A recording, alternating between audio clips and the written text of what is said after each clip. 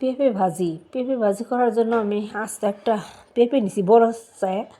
পেঁপেটা ছুইলা নিছি, ছুইলে লম্বা লম্বা করে প্রথমে পিস করছি, পিস করে তারপর একদম ছোটো ছোটো করে পাতলা পাতলা করে পিস করছি। ওইটা ধুয়ে নিছি, পেঁপেটা ধুয়ে কড়াইতে তেল দিছি, তেলে কালো জিরা ফোড়ন দিয়ে দিছি আর শুকনো লঙ্কা দিয়ে দিছি, দিয়ে আমার পেঁপেগুলো দিয়ে দিছি, দিয়ে পরিমাণ মতো হলুদ দিছি, লবণ দিছি, কাঁচা লঙ্কা দিছি, দিয়ে পেঁপেটা প্রায় যখন অর্ধেক ভাজা হয়ে গেছে তখন আমি দিয়ে দিছি সামনে পেঁয়াজ কুচি, দিয়ে এই পেঁপে ভাজিটা করলাম। আর আমার আরেক চুলা গরম ভাত হয়ে গেছে, গরম গরম ভাত আর এরকম পেঁপে